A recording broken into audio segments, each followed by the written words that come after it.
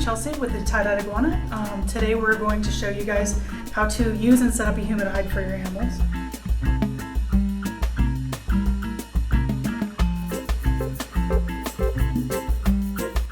Humid hide is great for helping to regulate the animal's humidity levels and give them an extra place to hide when they need to shed or anything like that. So you can use them with both your tropical animals as well as your arid animals like your leopard geckos and stuff like that.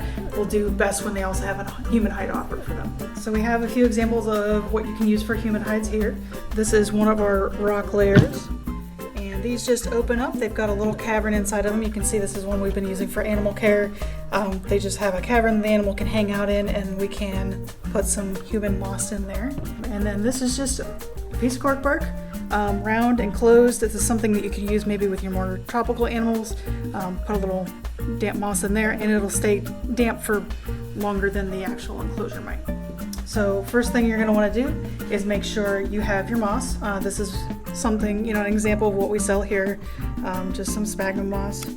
So this is an example of the sphagnum moss. We just went ahead and put it in a little plastic bin here, and basically the first part is you want to rehydrate your moss.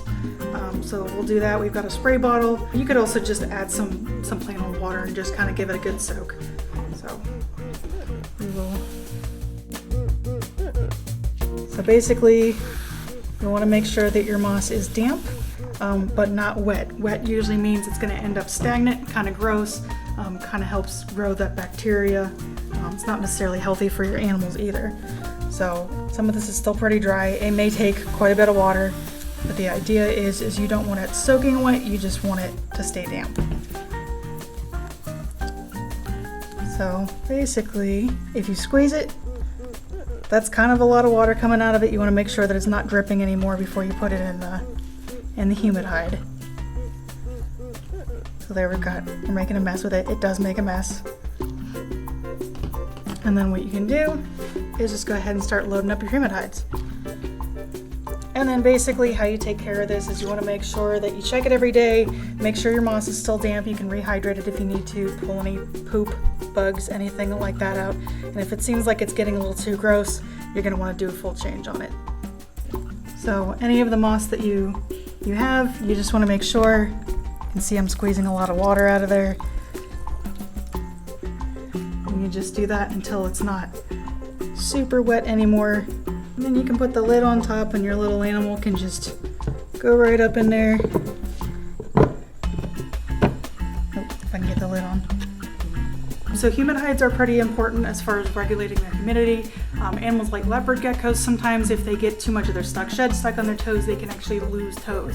They'll wrap around, cut off the circulation, and you may notice that their toes start turning black, even fall off. Again, it's also important with several species of snakes. Sometimes, especially babies, they may get a little stuck shed on the end of their tail. This will kind of help, have them come off all in one piece, and that way it's not cutting off any circulation to any of the animal's body parts.